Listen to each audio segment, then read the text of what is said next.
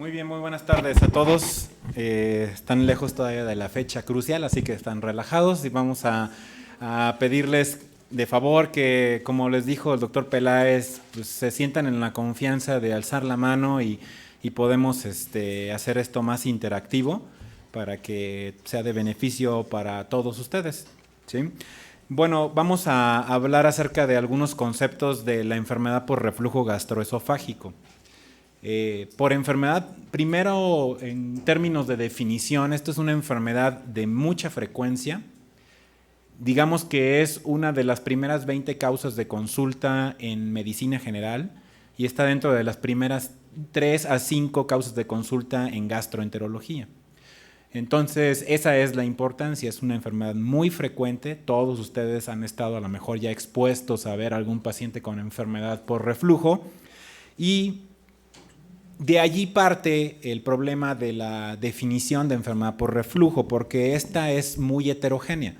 No es solamente que se presente por tener una agrura y ya estuvo, es más bien un abanico de posibilidades en donde el reflujo se va a manifestar de diferentes caras. Pero algo muy interesante aquí, y voy a decir, vamos a hacer un tipo de encuestas, principiando por la doctora que está aquí en la derecha, mía. ¿Cómo define pirosis, doctora? No es cosa de exponer a nadie, es lo que los conceptos, para eso venimos todos a aprender. Una sensación de quemazón, veo que te señalas la garganta, ¿será allí? Bueno, el paciente lo refiere como desde el pecho hasta... Ok. ¿Alguien tiene un concepto diferente de la doctora? ¿Qué tal, doctor? ¿Qué me cuentas tú de la pirosis? Sensación de ardor o incluso en ocasiones dolor en la parte del tórax. Sí, en la parte del tórax. Bien. Doctor, de la corbata. No sé, la sensación de ardor en la región retroesternal. Bien. Voy a parar aquí y vean que ya de entrada en un grupo de formación médica hay heterogeneidad en cómo definimos agruras, pirosis, pues, ¿no? Agruras es el término, digamos, vulgar. Está definido pirosis como la sensación de un ardor que inicia en epigastrio y que tiene un carácter ascendente. Entonces, si he de hacer una definición, juntaría todas las de ustedes y sería la definición, digamos, de lo que es pirosis, ¿no? Y luego regurgitación, que es el ascenso del contenido gástrico hacia el esófago, o más proximal hacia la faringe, pero sin la sensación de ardor. Entonces, puntualizando, hay mucha heterogeneidad incluso en nosotros mismos de cómo creemos que es el síntoma de pirosis. Ahora, preguntarle a un paciente si tiene una agrura y el paciente le dice sí, y entonces nada más le decimos, ok, receta omeprazol, váyase que le vaya bien, tiene usted agruras, ¿no? Pero ¿qué tal si el paciente dice, es que tengo agruras? Ah, sí, ¿y cómo son sus agruras, señor? Es que me arde aquí y se me corre hasta las orejas. Ah, oye, ¿qué es agrura para usted? Es que me duele aquí. ¿No se sube? No, nada más está allí. Entonces, la gente le pone el término agrura o pirosis a cualquier cosa que le arda. Puede ser arriba, medio o abajo, no tan abajo, ¿sí? Entonces, esto es muy importante que ustedes, así como hacen una semiología del dolor, a qué hora se inició, dónde se corrió, cuál es el carácter, en dónde se refleja, etcétera, etcétera, también a las pirosis hay que ver cómo es lo que percibe el paciente por pirosis. Se van a llevar muchas sorpresas de saber que el que ustedes pensaban no es, ¿sí? Entonces es algo muy importante de ayudar al paciente, a asistirlos a ustedes, a conocer cuál es el síntoma para que puedan ustedes caracterizarlo y entonces tener de allí el inicio al diagnóstico. Si de entrada no lo hacemos, estamos destinados a que vamos a tratar con posibilidades como pegarle a una pelota con los ojos cerrados, con un bat o con una raqueta, puede ser que sí le pegue.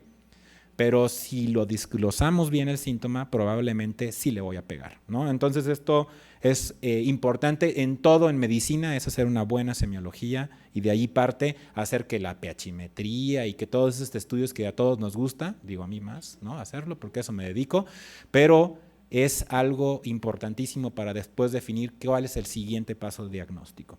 Y luego ya un conjunto de expertos se juntó y dijo, bueno, vamos a definir qué es reflujo, porque ni en los mismos médicos nos podemos poner de acuerdo, y se consensúa que reflujo es toda aquella condición en donde el contenido del estómago regresa hacia el esófago y causa síntomas pertinaces o molestos y o complicaciones en el esófago.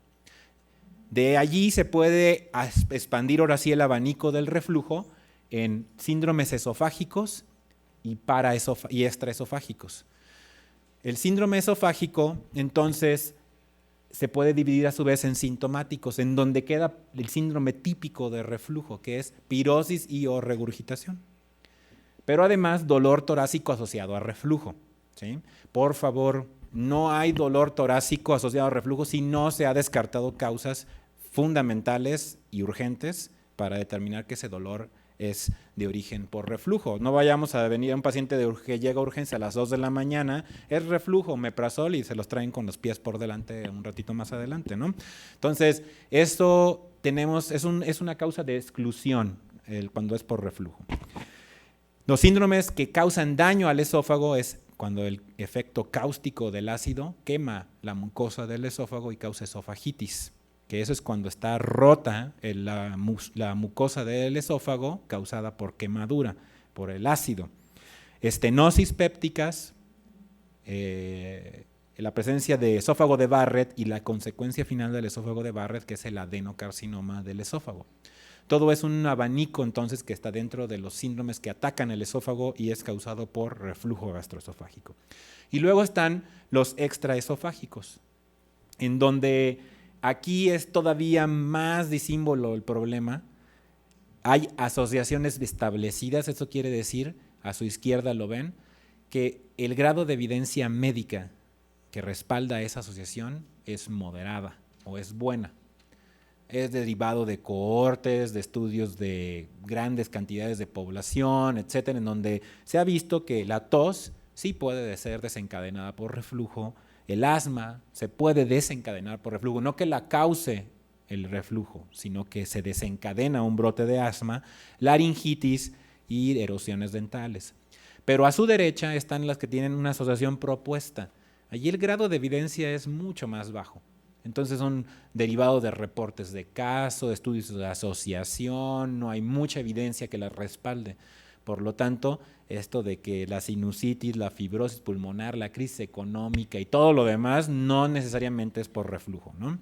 Entonces, esto en medicina ustedes van a conocer que todo es a base de probabilidad preprueba. ¿Cuál es mi probabilidad de que un sujeto delgado, que no come a llenar, es organizado en su dieta, casi no hay de esos pues, pero que tenga reflujo? A que sea un gordito, fumador, parrandero, ¿no? Entonces, y que come hasta llegar hasta acá, de que tenga reflujo. Pues ya las posibilidades más me orientan a que el gordito es el culpable, ¿no? Entonces, es esa la situación igual en todas las cuestiones de medicina. Vas trabajando con probabilidades y vas acotando tus diagnósticos diferenciales en ese tipo de paciente. La epidemiología de la enfermedad por reflujo es muy variable, pero es de distribución mundial.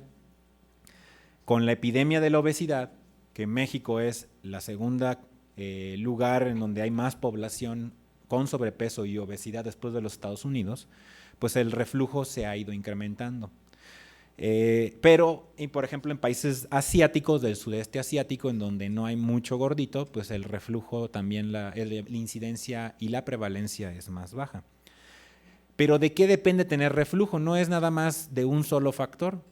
Allí interviene que si el bicho de Helicobacter pylori puede tener un papel en la hipersecreción de ácido en algunos pacientes que pueden tener hipergastrinemia, hipersecreción de ácido y reflujo. Un mecanismo fundamental que vamos a ver es las relajaciones transitorias del esfínter esofágico inferior, que es considerada la causa más frecuente de enfermedad por reflujo gastroesofágico. La edad, ustedes saben, los extremos de la vida, niños, mucho reflujo, los bebés, los ancianos también tienen más reflujo. Los hombres y las mujeres se diferencian en la expresión de la enfermedad por reflujo. Los hombres tienden a tener más erosión, más frecuencia de esófago de Barrett. Las mujeres más síntomas, pero no tienen tanta lesión en su esófago.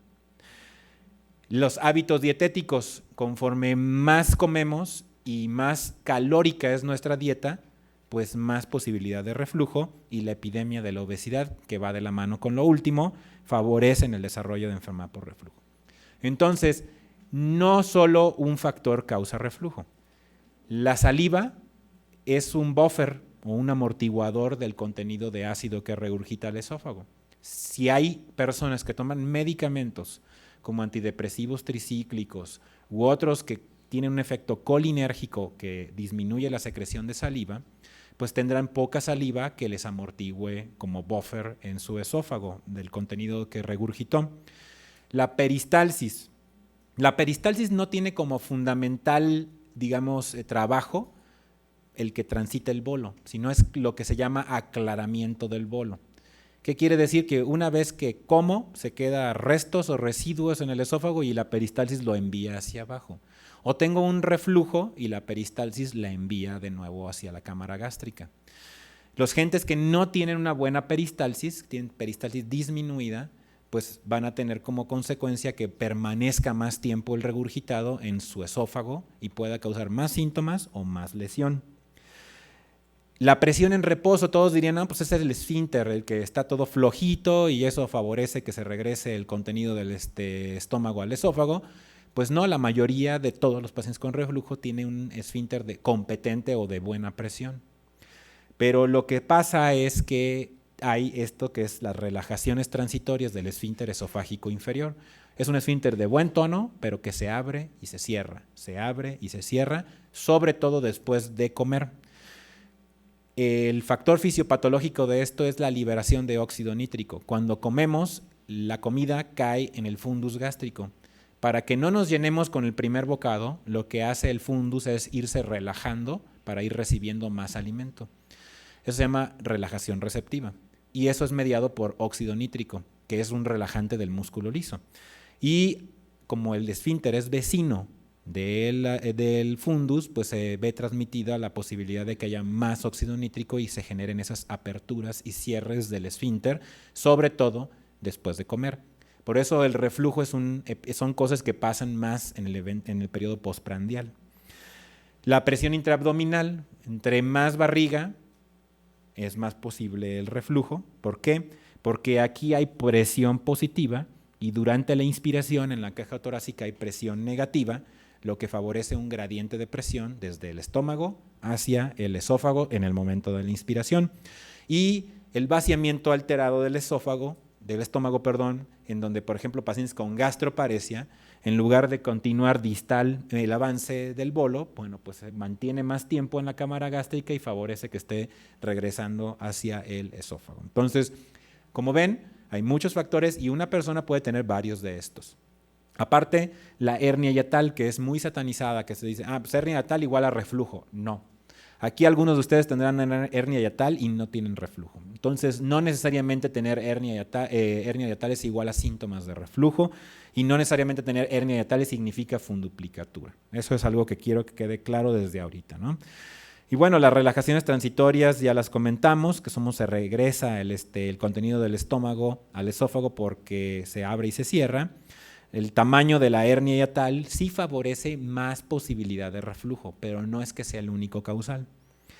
Y generalmente la secreción de ácido se queda muy pegada a nivel del fundus gástrico y eso todavía favorece que lo que se regurgite pues pase más rápido a el esófago.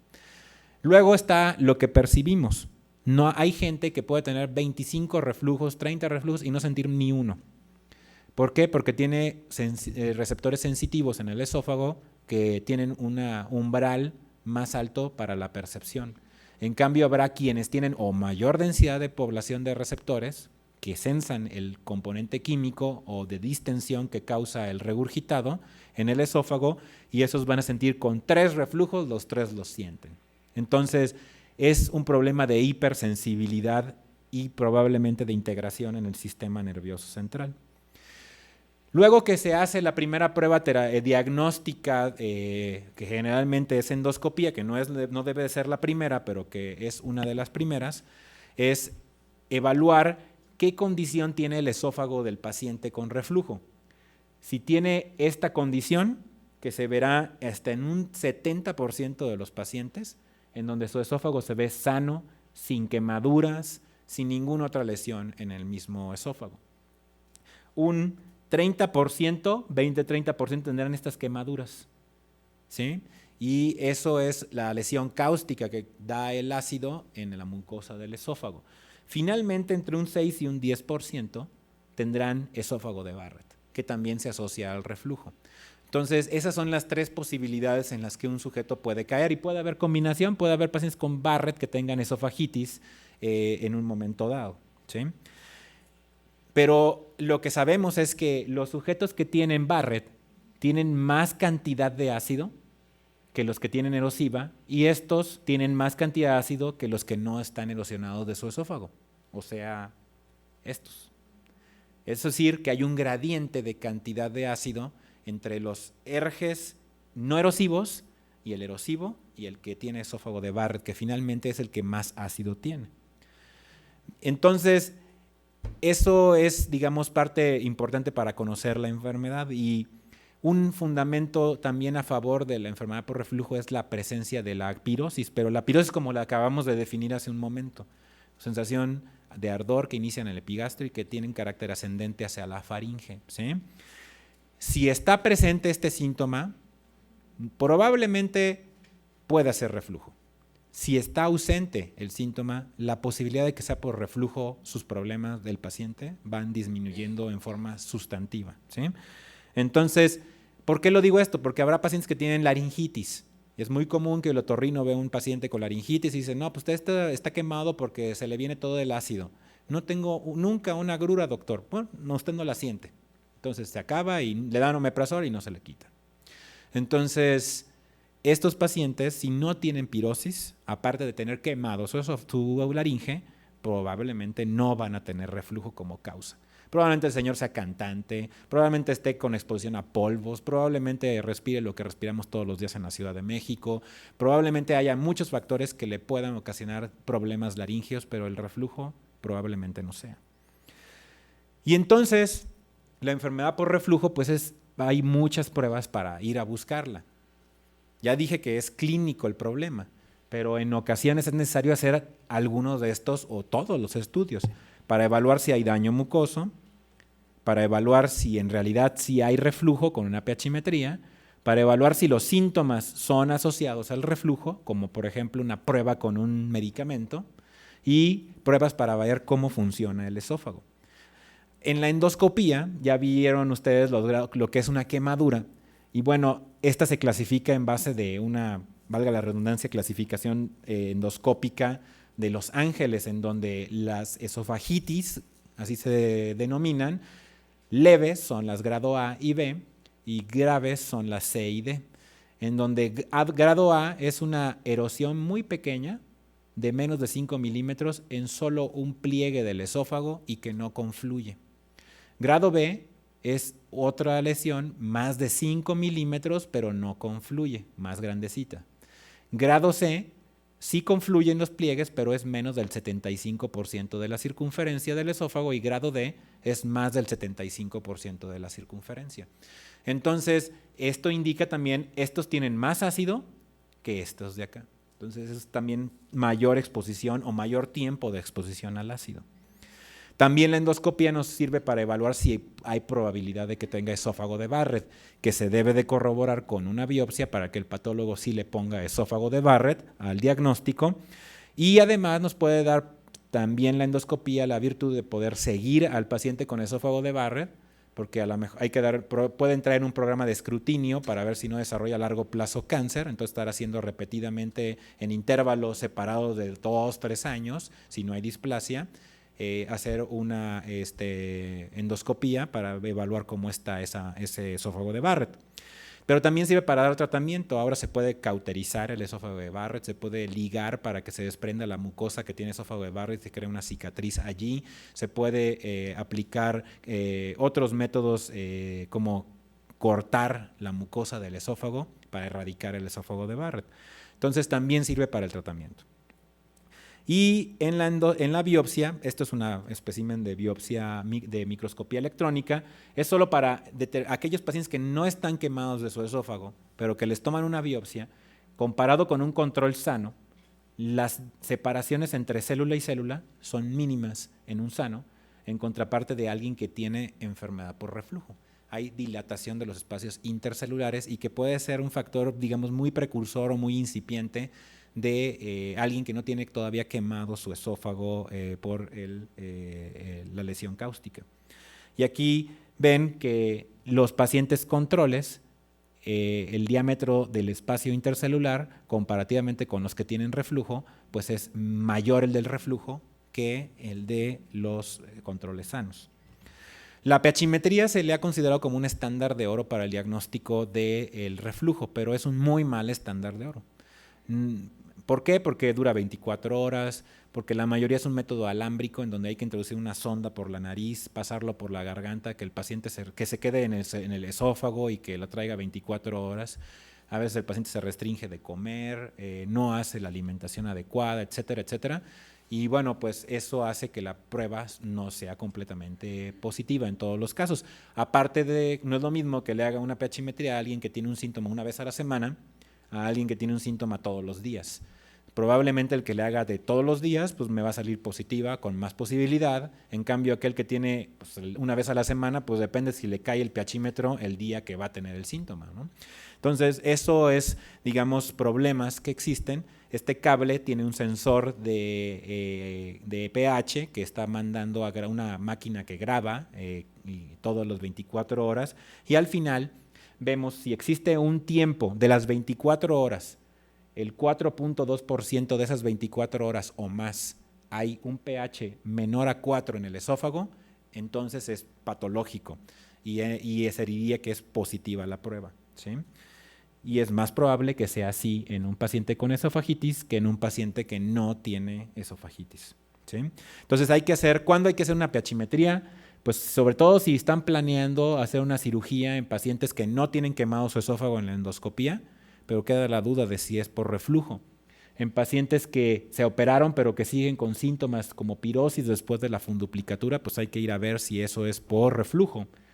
Pacientes que no responden a inhibidores de bomba de protones, hay que ver si es por reflujo, y en todos, yo diría, los extraesofágicos para saber si hay asociación con el ácido. Aparte hay forma, el aparato que trae el paciente trae un botón, entonces cuando el paciente tiene un síntoma, presiona ese botón y vemos si coincide con un episodio de reflujo, y a eso se le llama asociación sintomática. Hay varias pruebas, hay varios índices para sacar esto que no interesa mucho, pero si la mejor pHimetría que indica que el paciente tiene reflujo es cuando hay mucho ácido, pero que además coinciden los síntomas del paciente como cuando hay mucho ácido. Entonces, esa sería, digamos, el mejor método para decir que el paciente tiene reflujo, ¿no? Aquí, por ejemplo, tienen una pHimetría, todo este trazo son las 24 horas. Esta raya de 4 es, digamos, el pH por debajo es donde más síntomas hay, por arriba menos síntomas. Vean que este paciente tiene mucho ácido durante el transcurso del día y cuando dice que tiene pirosis, presiona y cae con caídas del pH. Entonces este es un reflujo patológico. Este otro tiene pocas caídas del pH, pero cuando el paciente siente algo, sí coincide con que bajó de 4. Este paciente tiene pocos episodios de reflujo, pero todos lo siente. Este paciente sí tiene reflujo y tiene un esófago más sensible que el del paciente previo. Y de plano está este otro paciente en donde ni hay mucho ácido y los síntomas tampoco coinciden. Entonces ese paciente no tiene reflujo. Tiene algo que se llama probablemente pirosis funcional, ¿sí? Hay otra tecnología que se le aunó a la pHimetría que se llama impedancia intraluminal multicanal. Aquí el concepto es, ¿el líquido es un buen o un mal transmisor de la electricidad, doctora? Es bueno. Entonces no metería usted la mano en una cubeta con un cable pelado ahí adentro y conectado. Pero si está el cable en la cubeta sin agua, nada más está con puro aire, metería la mano ahí en la cubeta sin tocar el cable. Pues porque el aire es un mal conductor de electricidad y no se van a electrocutar así, ¿no? Entonces, en los catéteres de pHimetría con impedancia hay dos sensores. Un sensor que están conectados haciendo un circuito. Cuando hay líquido o un paso del bolo a través de esos sensores, si es líquido, pues me cae la resistencia eléctrica. Si es aire, como eructo o degluto aire, me incrementa la resistencia eléctrica. Entonces, eso hace que yo pueda detectar si lo que hay allí es ácido o si lo que hay allí, es líquido o es aire. Y además, si le pongo yo un sensor de pHimetría, que es este rojo de aquí, aquí en este catéter hay varios circuitos. Está este que va de aquí a aquí, este que va de aquí a aquí, de aquí a aquí, de aquí a aquí, y luego de aquí a aquí y de aquí a aquí. Si yo degluto saliva, el primer sensor que se va a ver la caída, porque está embebido en líquido, es este de acá arriba. Y conforme va bajando la babita, se van activando o se van bajando las resistencias de los demás canales. Pero si tengo un reflujo, el primero que se va a bajar la resistencia es en el de abajo. Y así se va. Y dependiendo si sube hasta aquí o si sube hasta acá, pues llegará a esos circuitos. Entonces ahora con la tecnología de pHimetría e impedancia puedo saber si esto es un tránsito de arriba hacia abajo o de abajo hacia arriba, que no se puede hacer con pHimetría. Por ejemplo, este paciente tiene una caída del pH, pero deglutió. Entonces empezó a caer, quién sabe qué tomó, pero tenía ácido eso que tomó y me hizo que cayera el pH. Pero no es un reflujo, es una deglución. Este otro se activa primero el canal de abajo y va para arriba y sí cae el pH. Este sí es un reflujo. Eso no lo veíamos con la pHimetría convencional. Entonces, además, podemos ver si un reflujo es ácido porque cae debajo de 4, débilmente ácido porque está entre 7 y 4, o débilmente alcalino cuando está arriba de 7. Ya sabemos que los reflujos no ácidos, o sea, el débil ácido y débil alcalino, sí causan síntomas. Y esos no los medíamos con la pHimetría convencional. Ahora sí los podemos medir. Y por ejemplo, pues la pHimetría con impedancia sobre la pHimetría convencional tiene un incremento del rendimiento diagnóstico de cercano al 20%. Aquí dice 17%.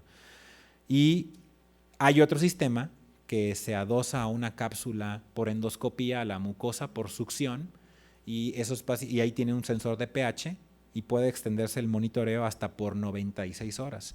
Entonces podemos ver cuánto ácido hay el día 1, el día 2, el día 3, el día 4 y saber si el paciente el primer día a lo mejor dijo, no, pues no me vaya a ver ahorita el doctor que estoy comiendo y tengo reflujo, mejor no voy a comer fuerte porque si no me sale que sí soy positivo.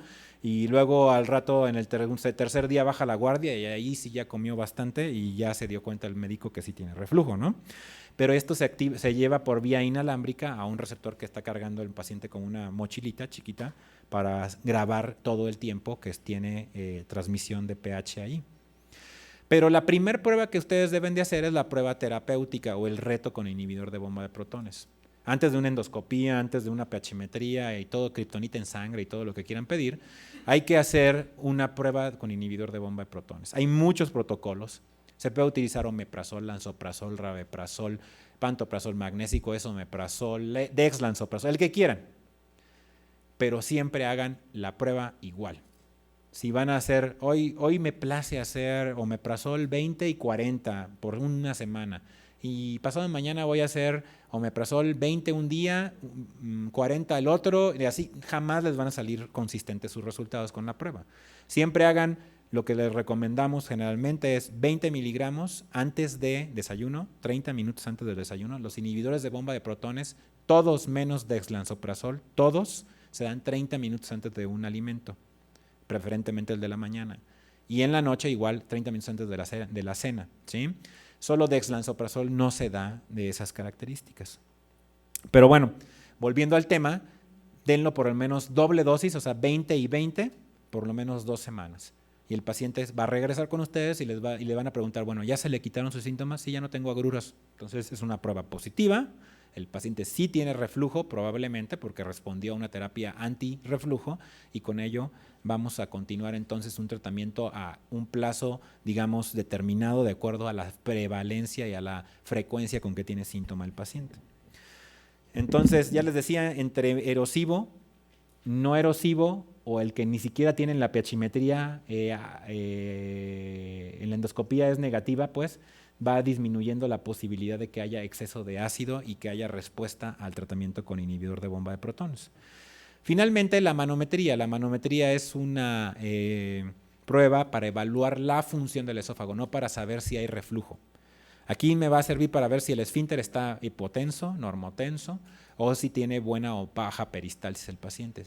Si tiene baja peristalsis, pues me sugiere que el paciente entonces tiene un problema en el que una vez que tiene reflujo, pues el reflujo queda mucho tiempo en el esófago. Existen varias formas de hacer una manometría, hay varios catéteres, desde aquellos que tenían nada más 3 agujeritos, perfundía agua y había que estar sacando el catéter centímetro por centímetro para localizar las diferentes estructuras del cuerpo esofágico y de los esfínteres, hasta unas nuevas en donde ya hay 36 sensores y que estos ya no son necesarios estar sacando la sonda porque tiene siempre un sensor localizado en un sitio para medir la presión del esófago, y con ella se pueden construir mapas de topografía de la presión del esófago. Aquí esta manometría este es el esfínter esofágico superior, este es el esfínter esofágico inferior, y esta es la contracción del cuerpo esofágico. Entonces, la presión que mide este catéter, este sensor, se promedia con la de al de abajo y el software le asigna un color. Los colores azules es baja presión, los colores entre verde, amarillo, rojo es más alta presión. Entonces, si esto estuviera en un plano horizontal, esto sería como el equivalente a un mapa, en donde los azules son los valles y los picos son los rojos. Entonces, eso es para medir la tercera dimensión. Tenemos una medida de longitud, una medida de tiempo, y el color nos da la tercera dimensión, que es la presión, ¿sí? Entonces, esta es la manometría que se llama de alta resolución. ¿Qué complicaciones da el reflujo? Estenosis péptica, que se da más en hombres de edad más avanzada, ¿sí? El esófago de Barrett también en obesos, hombres, caucásicos, de mucho tiempo de evolución de sus síntomas de reflujo, y que se presenta a una posibilidad de un 2% por cada depende del lugar donde se hagan las endoscopías, y la posibilidad de malignizarse, o sea, de que dé cáncer ese esófago de Barrett, es de 0.5% por año. En 10 años es un 5%. Entonces es una incidencia baja de cáncer, pero es importante tratar de meter a esos pacientes en un protocolo de escrutinio para saber quiénes van a necesitar en un momento dado terapias para el esófago de Barrett. Y bueno, el espectro final, que es el adenocarcinoma, que es la complicación más grave de la enfermedad por reflujo. ¿Cómo vamos a tratar el reflujo? Bueno, pues no todos tenemos el mismo mecanismo fisiopatológico. La mayoría somos por comelones, ¿sí? Pero allí hay cosas como la modificación en el estilo de vida que vamos a ver más adelante. Pero el objetivo del tratamiento es prevenir el daño tisular, o sea, que el ácido no queme al esófago, que sea menos contenido o que cambiemos el contenido, de que tenga ácido a que no tenga ácido, con que disminuya la frecuencia de los síntomas o la percepción de los síntomas. Acuérdense que no todos percibimos lo mismo de un dolor y menos también de una pirosis. Entonces va a depender del fenotipo o de la expresión clínica de la enfermedad por cuánto tiempo lo tengo que tratar. Por eso es algo dinámico. No existe una receta que diga, para este paciente siempre le tienes que dar esto. La realidad es que muchos pacientes van a terminar tomando tratamiento a largo plazo y a otros van a estarlo tomando a demanda de los síntomas, y muy pocos van a hacer modificaciones en el estilo de vida a tal grado de que no tengan que tomar tratamiento. El primer paso entonces sería, las medidas de bajar de peso, Estamos muy acostumbrados a que vamos a la casa de la abuelita. ¿Ya te llenaste? No, no me llenó. Ah, bueno, pues órale, otras 3 tortillas, ¿no? Entonces, uno no debe de comer a llenar, debe de comer a satisfacer el apetito, ¿sí? Cuando ya comió uno a llenar, pues entonces es demasiado tarde, ya está el tanque rebosando de lleno. Entonces, es más posible que haya reflujo en el que comió a llenar que en el que comió a satisfacer el apetito, ¿sí? La elevación de la cabecera de la cama. Esa es una medida no médica que sirve, pero solo para síntomas nocturnos. No vayan a traer al paciente con la cama elevada toda la tarde como el pípila, ¿no? Entonces, no es un método para el reflujo diurno, sino para el nocturno, y es las patas de la cabecera, no ponerse 20 almohadas.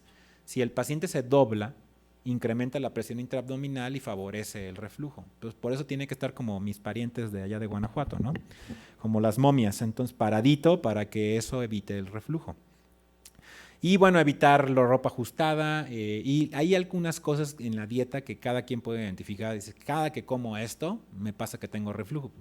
¿Cuál es el tratamiento, no? No lo coma, ¿no? Entonces, o dice uno, pues si lo vas a comer, pues en el pecado llevarás la penitencia, ¿no? Tratamientos antiácidos son los más efectivos para cohibir síntomas agudos del reflujo. Una agrura mortal, esas que le echan maroma y teatro ahí los pacientes, se quita con un antiácido. No se quita con un inhibidor de bomba de protones. Si les dan un inhibidor de bomba de protones, van a decepcionar a su paciente. Porque primero, el inhibidor de bomba de protones es más efectivo en ayuno. Segundo, tarda mucho en absorberse hasta que se quite el ácido. Y tercero, el medicamento puede a lo mejor estar alterado su vaciamiento porque el paciente tenga molestia o dolor, hasta lo vomita. Entonces, no es el mejor tratamiento. Hay que poner un antiácido, cualquiera de los que están ahí, de aluminio, de magnesio, de carbonato de calcio, etcétera. Todas son excelentes antiácidos. Pero hay que evitarlos a largo plazo.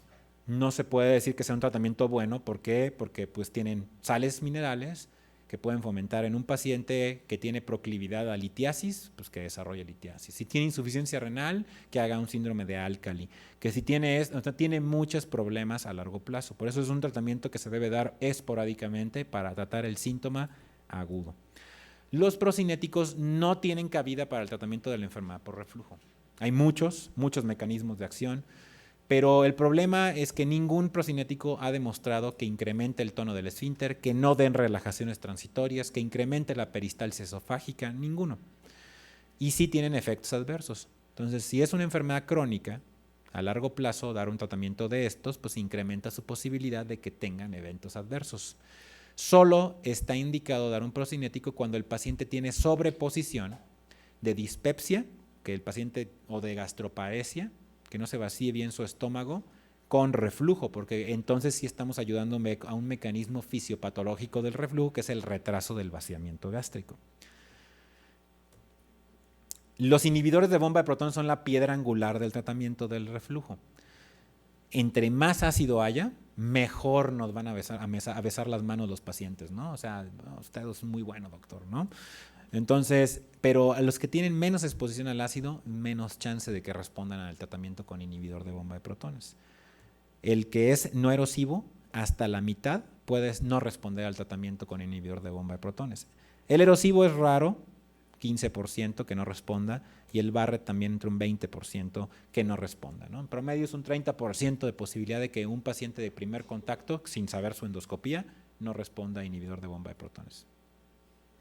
¿Cuáles son las causas de que el paciente no responda a inhibidor de bomba de protones? Bueno, pues sería que no haya apego al tratamiento. Esa es la causa número 1 de falta de que el paciente no tenga una buena respuesta al tratamiento.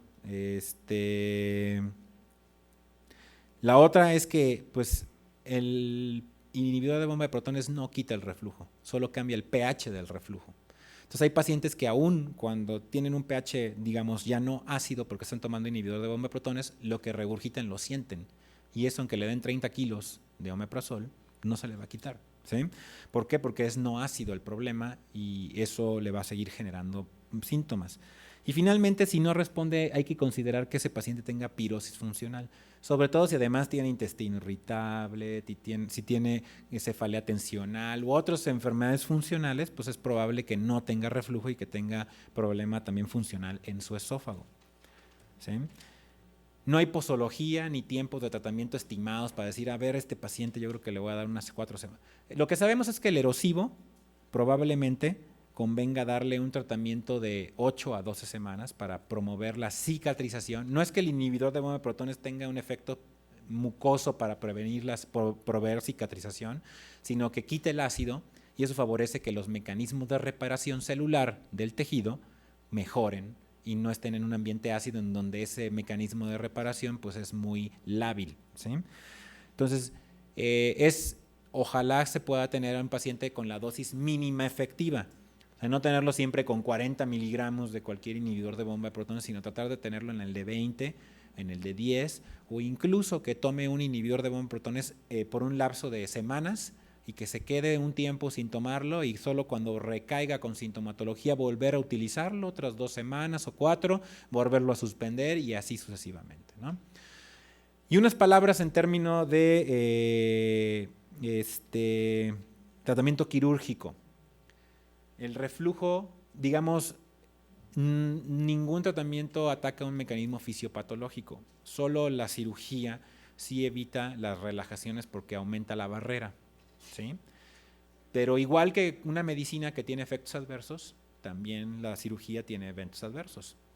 Puede tener síndrome de burbuja gástrica, o sea, al paciente ya no le cuesta eructar después de la funduplicatura, le cuesta vomitar. Puede tener gastroparesia posoperatoria porque le dan al nervio vago, aunque sea el mejor cirujano, ¿sí? Y este sí es un tratamiento que depende de la experiencia. Si es un cirujano que opera 1 al mes, o una que opera 1 por día, pues el que opera 1 por día es el que mejor le va a ir al paciente, porque es la experiencia lo que hace que le vaya bien al paciente. Y comparativamente, un inhibidor de bomba de protones a largo plazo, aquí está a 5 años, con la funduplicatura laparoscópica les va exactamente igual.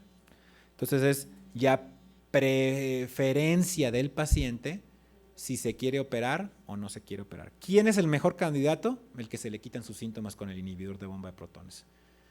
Muchos pensarían, no, pues si no se le quita hay que operarlo. Si operan un paciente que no se le quitan sus síntomas porque no se le con el tratamiento médico, lo más probable es que estén operando a alguien que no tiene reflujo. Entonces tienen que operar a alguien que no mejora o que tiene una respuesta parcial al inhibidor de bomba de protones. Hay que estudiarlo bien con pH-metría y todo para saber si sí tiene reflujo y entonces sí operarlo. Pero si no tiene reflujo se meten en un problemón porque ese paciente son los que más lata dan, ¿sí? Entonces, el mejor paciente es el que responde a inhibidor de bomba de protones, tiene una expectativa de vida larga, porque es lo que dura la funduplicatura, ¿no? ¿Tienen alguna pregunta con el reflujo? Sí, doctor.